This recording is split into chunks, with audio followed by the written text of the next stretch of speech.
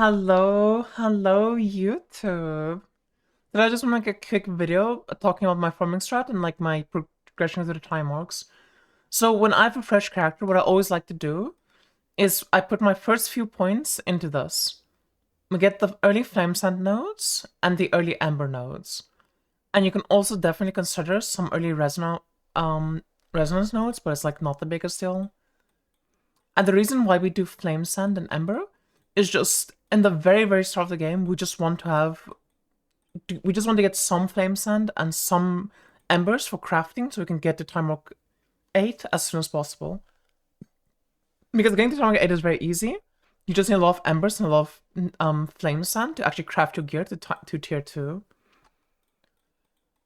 But once I have that, and once I'm in time arc 8, as well as after I have those points, pretty much what I'm going to be doing for the rest of the league start is I'm actually going to be doing points in cube.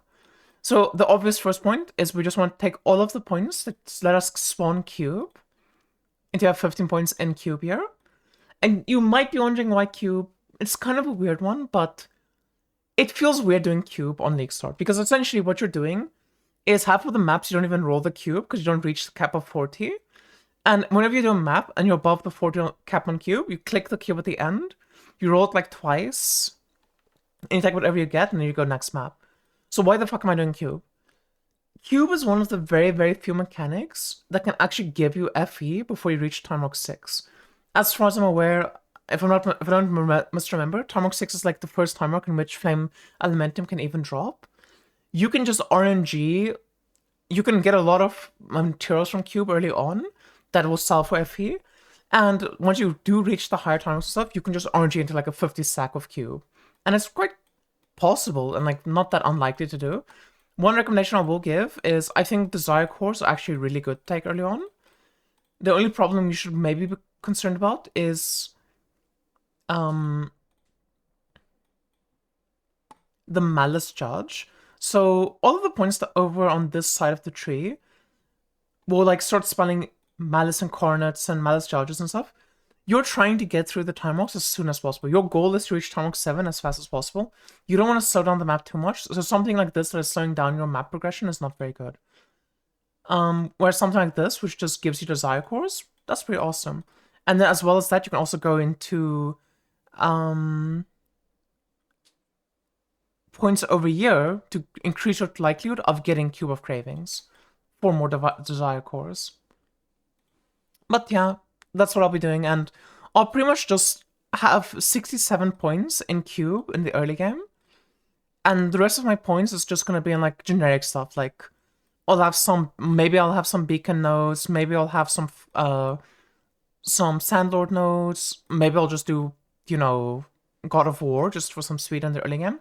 It doesn't really matter. But as soon as I'm starting to get a bit set up and a bit settled in time arc 8, as soon as possible, I'm going to be swapping to farming cube with Dark Surge. So what you can do is you don't even need rarity or anything, but if you can run the rarity early on, it is quite strong because you do have a chance to get some nice like legendaries, and any legendaries you drop early on will sell for a lot. But all that you need is you need the cube compass. You can use any cube compass. I personally was using the purple one in this strat just because, you know, 2 Desire Incarnations, a lot of extra rolls on cube in time arc 8.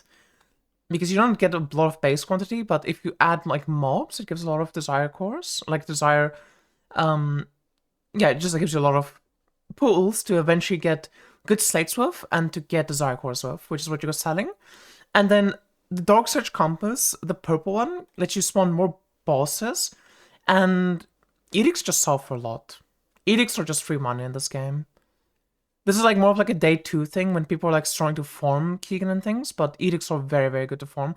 And very early on, all of the like corroding materials you get from Dark Surge will sell for a decent bit.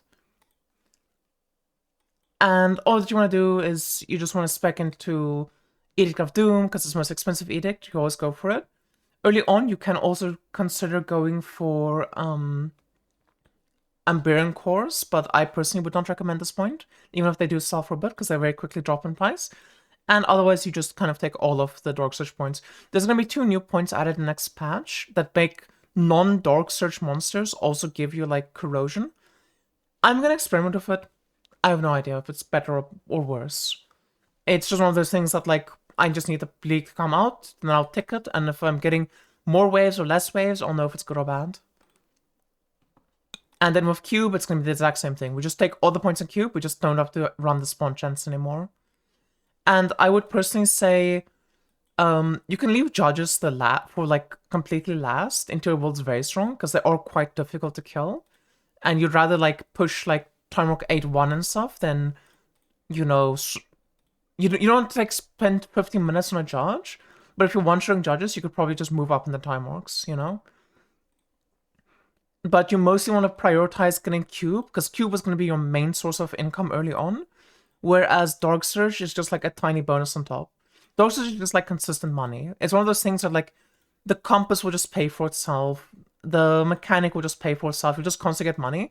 Whereas with Cube, you might actually lose money from time to time, but especially early on with slates, this is just guaranteed money.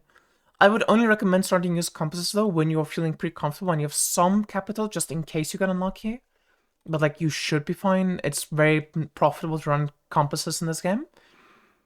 But before you start running them, you just play it super safe, you take the spawn nodes in Cube, and you just take, like, generic drop content stuff. Or, you know, you just go, like, farm embers and flame sand, and you can sell that early on to, like, other people who are slower than you. But anyway, that's gonna be it from me, YouTube. This is my plan, this is what I'm gonna do, this is what I did this league start. It felt amazing. And I think it's really, really, really good to do every league start. Is Dark Surge worth it without pets? This league, Dark Surge was worth it without pets. It was very worth it without pets. I did it this league. I had Cube level 2. And when I was fully expecting to Cube, I just had Cube level 2. And, you know, I would run the maps with 2 Cube pets out. Like, I would use the Legendary Cube pet and the purple Cube pet.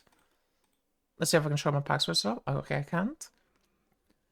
And when I started running the Dark Surge, I had the Dark Surge pet level 1. You don't need level 1 Dark Surge pet to make money. But you can literally interchange this for anything.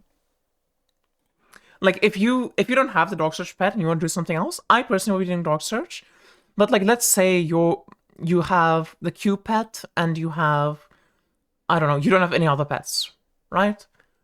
You could, like, you could farm, like, Snow Paper. Snow Paper is going to be very expensive early on. You could farm Black Cell. I might, for the first day of the league, I probably will, for the first day of the league, do Black Cell. I do have the Black Cell pet level 1, but even without the pet, I would still do Black Cell. I don't think Black Cell is actually worth doing, because so many people just default to doing Black Cell. But at the same time, needing to buy, like, memory material just kind of sucks dick. And self-farming it feels way better. Like, it just feels better to self-farm it. But the point of what I'm trying to make in this video is, Cube is very slept on. Cube is one of those mechanics where people always say, like, oh yeah, Cube, like, in Torchlight 7 doesn't feel that good, because, you know, you're only getting, like, 20 per map. You know, you're not even getting, like, multiple pulls in a single map, stuff like that. You don't need to get multiple pulls. Cube is really fucking good. I love Cube. I'm always gonna league start from now on out. It is my favorite mechanic to league start. This is definitely Cube propaganda. But that's gonna be it for me, YouTube. I'm so excited for this league start, and I hope to see you guys there. And I hope you all have a lovely league start as well. Bye, YouTube. Bye-bye.